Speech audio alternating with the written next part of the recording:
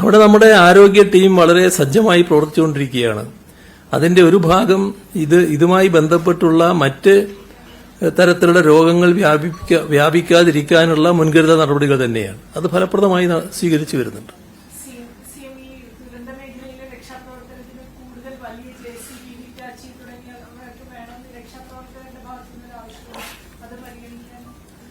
രക്ഷാപ്രവർത്തകരുമായി ബന്ധപ്പെട്ടുകൊണ്ടുള്ള കാര്യങ്ങൾ നല്ല ഏകോപിതമായിട്ട് തന്നെ അവിടെ നീങ്ങിക്കൊണ്ടിരിക്കുകയാണ്. നല്ല തരത്തിലുള്ള നമ്മുടെ വിദഗ്ധ സംഘങ്ങളാണ് അവിടെയുള്ളത്. ആ വിദഗ്ധ സംഘത്തിന്റെ ആവശ്യങ്ങൾക്കനുസരിച്ച് കാര്യങ്ങൾ നിർവഹിച്ചു പോവുകയാണ്.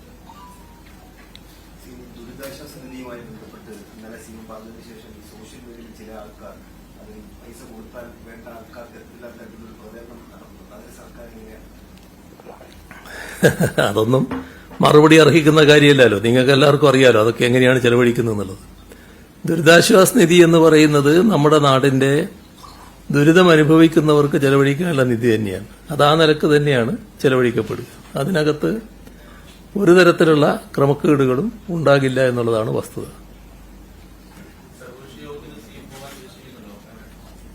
അത് ഞാനും പോകുന്നുണ്ട്. ഇന്ത്യക്കാണ് ഏറ്റവും മോസ്റ്റ് മോഡേൺ ടെക്നോളജി ഉപയോഗിച്ച് ഇത്തരത്തിൽ ഈ റെഡ് അലർട്ടുകൾ പ്രഖ്യാപിക്കാൻ ഇത്തരം ദുരന്തങ്ങൾ മുന്നോട്ട് കാണാൻ പറ്റുന്ന രീതിയിലുള്ള പോസ്റ്റ് മോഡേൺ ടെക്നോളജി ഉള്ളത് എന്ന് പറയുന്നത്. അപ്പോൾ ഈ ഒരു സംഭവം കേരളത്തിൽ ഇപ്പോൾ ഉണ്ടായ ഒരു സംഭവം കേന്ദ്രത്തെ അറിയിക്കും. ഇതാണ് ഞാൻ പറഞ്ഞ ആ ചിത്രം. ഇതില് ഈ ഏറ്റവും അടിയിലുള്ളത് low possibility of occurrences of landslides, a few small landslide may occur. അതാണ് ഈ ഏറ്റവും അടിയിലുള്ള ഭാഗം.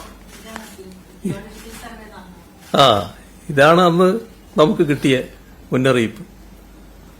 ഇതൊന്നും കുറ്റപ്പെടുത്താൻ ഞാൻ പറയുന്നില്ല കേട്ടോ. നമ്മളാണ് ഭയങ്കര കേവന്മാര് എന്ന് പറയുമ്പോൾ ഇങ്ങനെയൊരു സംഭവം നമുക്ക് പറ്റിയിട്ടുണ്ട് എന്ന് അവർ മനസ്സിലാക്കുക എന്നുള്ളത് മാത്രമേ ഉള്ളൂ. അവരെ കുറ്റപ്പെടുത്താൻ പറയുന്ന കാര്യമല്ല.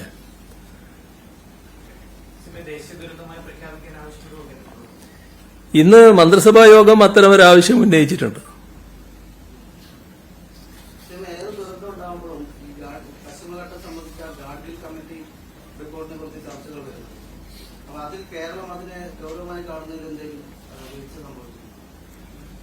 ഏതിനെ പറ്റിയ ഗാഡ്ഗിൽ റിപ്പോർട്ട് എല്ലാ കാലത്തും ചിലരിങ്ങനെ ഉന്നയിച്ചുകൊണ്ടിരിക്കുന്ന ഒരു കാര്യമാണെന്ന് മാത്രമേ നാം കാണേണ്ടതായിട്ടുള്ളൂ. ഇപ്പോ പ്രളയം വന്നപ്പോൾ പറഞ്ഞു ഗാഡ്ഗിൽ കമ്മിറ്റി റിപ്പോർട്ട് നടപ്പിലാക്കിയിരുന്നില്ലെങ്കിൽ പ്രളയം വരില്ലായിരുന്നു. അങ്ങനെ എല്ലാ കാലത്തും ഇതിങ്ങനെ പ്രചരിപ്പിച്ചുകൊണ്ടിരിക്കുന്ന ഒരു കാര്യം നാം കാണുന്നുണ്ട്. ഇപ്പൊ അതിതീവ്ര മഴ നമ്മളിവിടെ മാത്രമല്ലല്ലോ, പലയിടത്തും ഉണ്ടായിക്കൊണ്ടിരിക്കുകയല്ലേ. അപ്പോൾ കാലാവസ്ഥാ വ്യതിയാനത്തിന്റെ ഭാഗമായി സംഭവിച്ചുകൊണ്ടിരിക്കുന്ന കാര്യം അതിനെ ഗൌരവമായി കാണാൻ നമുക്ക് കഴിയേണ്ടതായിട്ടുണ്ട്. ഇപ്പൊ ഓരോ ദിവസവും വർദ്ധിച്ചുകൊണ്ടിരിക്കുന്ന കാർബൺ ബഹിർഗമനം, അതിന്റെ ഭാഗമായി വരുന്ന ആഗോള താപനം, ഇത് എല്ലാം ഉണ്ടാക്കുന്ന പ്രശ്നങ്ങളുണ്ട്. അതിന്റെയൊന്നും മറ്റു കാര്യങ്ങളിലേക്ക് ഇപ്പൊ ഞാൻ വിശദമായി കടക്കുന്നില്ല. അതൊന്നും പറയാനുള്ള സമയമല്ല ഇത്.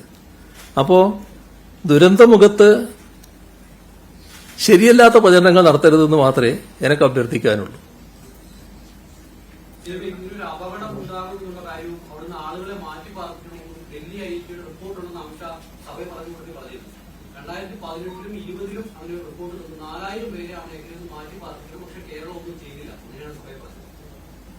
ഇവിടെ പറഞ്ഞ കാര്യമാണ് ഞാൻ വസ്തുതാപരമായിട്ട് എടുത്തു പറഞ്ഞ കാര്യം. അതായത് മുന്നറിയിപ്പുകളുടെ ഭാഗം പൊതുവെയുള്ളതാണ്. നിങ്ങൾ ഇന്ന ആളുകളെ മാറ്റണം എന്നല്ല.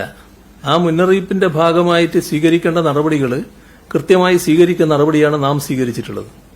അതിന്റെ ഫലമായിട്ടാണ് കുറെ പേരെ ഇതിന്റെ ഭാഗമായി രക്ഷിക്കാൻ കഴിഞ്ഞത്. നിങ്ങൾ ഈ പറയുന്ന മുന്നറിയിപ്പ് കൃത്യമായി പാലിച്ചാലും ഈ ഇപ്പം ദുരന്തമുണ്ടായ പ്രദേശം സമതല പ്രദേശമാണ്, നദീതീരമാണ്. ഏതെങ്കിലും തരത്തിലൊരു ദുരന്തം അവിടെ ആരും പ്രതീക്ഷിക്കുന്നില്ല. അവിടെയുള്ള ആളുകളെ മാറ്റിപ്പാർപ്പിക്കില്ല. സാധാരണഗതിയിൽ അവിടെ ഉണ്ടാവും അവര്. നമ്മൾ കിലോമീറ്ററുകൾ വ്യത്യാസമല്ലേ കാണുന്നത്. 1 കിലോമീറ്ററിന്റെ ദൂരം എത്രയാണെന്ന് നമുക്കറിയാലോ. ഇവിടെ 5-6 കിലോമീറ്ററിന് അപ്പുറത്തുണ്ടാകുന്ന ദുരന്തമല്ലേ ഇവിടെ വന്ന് ആ ഹതഭാഗ്യരെ ആകെ ഉറക്കത്ത് കൊണ്ടുപോകുന്നത്. അതാരെങ്കിലും പ്രതീക്ഷിച്ചൊരു കാര്യമാണ്. അപ്പോൾ ഒരു സംഭവം ഉണ്ടായാൽ അതിന്റെ കാരണങ്ങൾ എന്താണെന്ന് കണ്ടെത്താനാണ് നാം ഗൗരവമായി ശ്രമിക്കേണ്ടത്. അതിന്റെ ഭാഗമായി കുറ്റപ്പെടുത്താനുള്ള വാസനയല്ല ഉണ്ടാകേണ്ടത്. ഇതാണ് ഈ ഘട്ടത്തിൽ ചെയ്യേണ്ട കാര്യം. ഇനി അവരെ എങ്ങനെയൊക്കെ രക്ഷിക്കാം, വീണ്ടെടുക്കാൻ പറ്റുന്നത് എങ്ങനെയൊക്കെ വീണ്ടെടുക്കാം, ഇതിനാണ് നമ്മൾ പ്രാമുഖ്യം കൊടുക്കേണ്ടത്. സർക്കാരും ഈ നാടൊന്നാകെ ഒരു ദുരന്തമുഖത്ത് നിൽക്കുമ്പോൾ അത് നേരിടുമ്പോൾ അതൊരു രാഷ്ട്രീയം കാണുന്നു. പ്രത്യേകിച്ച് ഇത്തരത്തിലുള്ള അമിത്ഷായുടെ മറുപടി അതിന്റെ ചുവടുപിടിച്ച് സംസ്ഥാന BJP രംഗത്ത് വരുന്നു. ഉപ്പാങ്കയുടെ ദുരിതാശ്വാസ നിധിക്കെതിരായ പ്രചാരണം അതൊക്കെ നടക്കുന്നുണ്ട്. അങ്ങനെ നമ്മൾ കാണേണ്ടതായിട്ടില്ല. ഇത്തരമൊരു കാര്യത്തെ സാധാരണഗതിയിൽ ഒരു കക്ഷിക്കും എതിർക്കാൻ കഴിയില്ല. ഇത് നാടിന്റെ ഒരു പൊതുവായ പ്രശ്നമാണ്. നമ്മൾ ഈ പ്രദേശത്തുള്ളവര് എല്ലാവരും ഏതെങ്കിലും തരത്തിൽ നമ്മുടെ നാടിന് വേണ്ടാത്തവരാണോ? നമ്മുടെ നാടിന് ഏറ്റവും വേണ്ടപ്പെട്ടവരല്ലേ? അപ്പോൾ അവര് അപകടത്തിൽപ്പെട്ടിരിക്കുന്നു. ആ അപകടത്തിൽപ്പെട്ടവരെ എങ്ങനെയൊക്കെ സഹായിക്കാം, എങ്ങനെ അതിന്റെ കൂടെ നിൽക്കാം, അതാണല്ലോ ഏത് രാഷ്ട്രീയ പാർട്ടിയും ചിന്തിക്കുക. എവിടെയും ചില ആളുകൾ തെറ്റായ പ്രചരണങ്ങൾ നടത്തുന്നവരുണ്ടാവും. ആ തെറ്റായ പ്രചരണം നടത്തുന്നവരെ പൊതുവൽക്കരിക്കരുത്. അത് ഒറ്റപ്പെട്ടതാണെന്ന് കാണണം. അതിന്റെ കൂടെയാണ് മറ്റെല്ലാവരും എന്ന് നമ്മൾ ചിന്തിക്കരുത്. അത് നമ്മുടെ സമൂഹത്തിന്റെ ഒരു പ്രത്യേകതയാണ്. ചില കാര്യങ്ങളിൽ നിഷേധാത്മകമായ നിലപാട് സ്വീകരിക്കും. ആ നിഷേധാത്മകമായ നിലപാട് കൊണ്ട് നമ്മുടെ ആരോഗ്യകരമായ കാര്യങ്ങൾ ആകെ നമ്മൾ കാണാതിരിക്കരുത്. കേരളം എന്ന് പറയുന്നത് ഏറ്റവും ആരോഗ്യകരമായി ചിന്തിക്കുന്നൊരു സമൂഹമാണ്. അങ്ങനെയൊരു സംസ്കാര സമ്പന്നരായ ജനതയാണ് നമ്മുടെ ജനങ്ങൾ. ആ ജനങ്ങൾ ആകെ ഒറ്റക്കെട്ടായി ഇതിൽ അണിനിരക്കുമെന്ന് തന്നെയാണ് ഞാൻ പ്രതീക്ഷിക്കുന്നത്.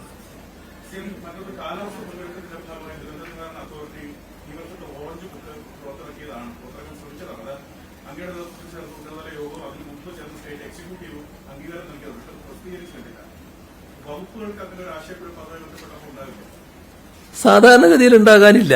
കാരണം അത് സംബന്ധിച്ച് കൃത്യമായി തന്നെ നേരത്തെ വ്യക്തത വരുത്തിയതാണ്. ഓരോ കൂട്ടരും എന്തൊക്കെ ചെയ്യേണ്ടതുണ്ട് എന്ന് വ്യക്തത വരുത്തിയതാണ്. എന്താണ് നിങ്ങൾ ഈ പറയുന്ന പ്രശ്നമെന്ന് പ്രത്യേകമായി നോക്കിയാലേ പറയാൻ പറ്റൂ. അതിതീവ്ര സംഭവങ്ങൾ, അതായത് എക്സ്ട്രീം വെതർ ഇവന്റ്, ക്ലൈമറ്റ് ചേഞ്ചുമായി ബന്ധപ്പെട്ട് ഒരുപാടുണ്ടാവുന്നുണ്ട് കേരളത്തിൽ. പലപ്പോഴും ചുരുങ്ങിയ ദിവസത്തിൽ അധികം മഴ, ഇത്തരം ഉരുൾപൊട്ടൽ കേസുകൾ ഉണ്ടാവുന്നുണ്ട്. ഇത്തരം ഒരു സിറ്റുവേഷനെ പറ്റി പഠിക്കാൻ കേരള സംസ്ഥാനത്തിന്റെ ഭാഗത്ത് എന്തെങ്കിലും ശ്രമങ്ങൾ ഇനി ഉണ്ടാവും? അതായത് നമുക്ക് ഇതിനെ എങ്ങനെ ഇനി മറ്റുള്ളവർക്ക് വെയിറ്റ് ചെയ്യാതെ സംസ്ഥാന സർക്കാരിന് എന്തെങ്കിലും ചെയ്യാനുള്ള സാധ്യതയുണ്ടോ? നമ്മളാകാവുന്ന രീതിയിൽ നമ്മൾ ചെയ്യുന്നുണ്ടല്ലോ. അതിനാണല്ലോ നമ്മുടെ ഒരു കാലാവസ്ഥാ വ്യതിയാനത്തെക്കുറിച്ച് പഠിക്കാനുള്ള ഒരു ഇൻസ്റ്റിറ്റ്യൂട്ടിന് നമുക്കുള്ളത്. അത് നമ്മൾ ചെയ്യുന്നുണ്ട്. പക്ഷേ നമ്മൾ ചെയ്യുന്നത് ഒരു ചെറിയൊരു ഭാഗം മാത്രമേ ആകൂ. ഇത് നമ്മൾ മാത്രം നേരിടുന്നൊരു പ്രശ്നമല്ല, രാജ്യവും ലോകവും നേരിടുന്ന പ്രശ്നമാണ്. അപ്പോൾ ലോകം നേരിടുന്ന പ്രശ്നം, അതിന്റെ ഭാഗമായി രാജ്യത്തിന് എന്തൊക്കെ ചെയ്യാൻ കഴിയുമെന്നുള്ളത് ഗൗരവമായി ചിന്തിക്കണം. ഇപ്പോൾ രാജ്യത്തിന്റെ വിവിധ ഭാഗങ്ങളിൽ ഈ അതിതീവ്ര മഴ പല ഘട്ടങ്ങളിൽ ഉണ്ടായത് നമ്മൾ കണ്ടില്ലേ? പലതരത്തിലുള്ള ദുരന്തങ്ങൾ നമ്മൾ സാക്ഷ്യം വഹിച്ചില്ലേ? അപ്പോൾ അതിന്റെ എല്ലാം ഭാഗമായി എന്തൊക്കെ നമ്മൾ പ്രതിരോധ നടപടികൾ സ്വീകരിക്കണം, അതൊക്കെ പ്രത്യേകം ചർച്ച ചെയ്യണം. നമ്മളിവിടെ ചില കാര്യങ്ങൾ ചർച്ച ചെയ്തിട്ടുണ്ടല്ലോ. അതിന്റെ ഭാഗമായി ചില കൃത്യമായ നടപടികളും സ്വീകരിക്കാൻ നമ്മൾ ഉദ്ദേശിക്കുന്നുണ്ടല്ലോ. അതിന്റെ നടപടികൾ എടുത്തു വരികയാണല്ലോ. അതൊന്നും ചർച്ച ചെയ്യേണ്ട ഒരു ഘട്ടമല്ലല്ലോ ഇത്. നമുക്ക് പിന്നീട് വിശദമായി വേണമെങ്കിൽ ചർച്ച ചെയ്യാം. ഈ ദുരന്തങ്ങൾക്ക് ഇങ്ങനെ ഒരു ചാക്രിക സ്വഭാവം ഉണ്ടാകുന്നത് ഏതു തരത്തിലുള്ള മുന്നറിയിപ്പുകൾക്ക് സാഹചര്യമാണ് ഇപ്പോൾ ഒരുക്കുന്നത്. കാരണം തുടർച്ചയായിട്ട് 2018 മുതൽ ഈ ജൂലൈ ഓഗസ്റ്റ് മാസങ്ങളിൽ ഇത് ആവർത്തിക്കപ്പെടുന്ന ഒരു സാഹചര്യം. ഇല്ല, 2018 ലോകത്ത് നമ്മുടെ നൂറ്റാണ്ടിലെ ഏറ്റവും വലിയ പ്രളയമാണല്ലോ. ഒരു നൂറ്റാണ്ടിന് മുൻപുണ്ടായ പ്രളയം വീണ്ടും ആവർത്തിക്കുന്ന ഒരു അവസ്ഥയാണ് അതുണ്ടായത്.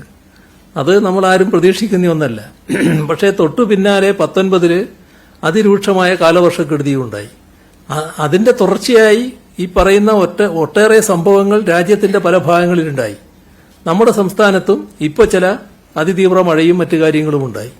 ഇതിന്റെയൊക്കെ ഭാഗമായുള്ള കരുതൽ നടപടികൾ നമ്മൾ സ്വീകരിച്ചു പോകേണ്ടതായിട്ടുണ്ട്. നമ്മൾ ചെയ്യേണ്ട കാര്യങ്ങൾ നമ്മൾ ചെയ്യുകയും അതേസമയം നമ്മൾ മാത്രം ചെയ്താൽ പരിഹാരമാകുന്ന പ്രശ്നമല്ല ഇത്.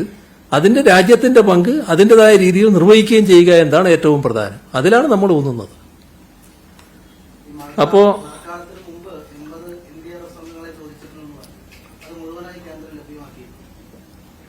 അതിന്റെ ഭാഗമായിട്ടാണ്, അതല്ലേ അദ്ദേഹം പറഞ്ഞത്. ഞങ്ങൾ ഇങ്ങോട്ട് അയച്ചിരുന്നു ആദ്യം തന്നെ. അത് അമിത്ഷാ പാർലമെന്റിൽ പറഞ്ഞതിനാണ് ഞാൻ പറഞ്ഞത്. അത് അയച്ചത് ഇതിന്റെ ഭാഗമായിട്ടാണ്, ഞങ്ങൾ ചോദിച്ചതിന്റെ ഭാഗമായിട്ടാണ്. അപ്പോൾ നമുക്ക് ഇത്രയും മതി തോന്നുന്നു.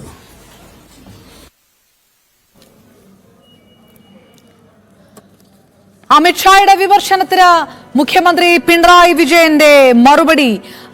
അമിത്ഷാ പറയുന്നതിൽ ഒരു ഭാഗം മാത്രമാണ് വസ്തുതയുള്ളത്. പഴിചാരലിന്റെ സന്ദർഭമല്ല ഇപ്പോഴുള്ളത്. പാർലമെന്റിൽ അമിത്ഷാ പറഞ്ഞത് വസ്തുതാ വിരുദ്ധമായ കാര്യമാണെന്ന് മുഖ്യമന്ത്രി പിണറായി വിജയൻ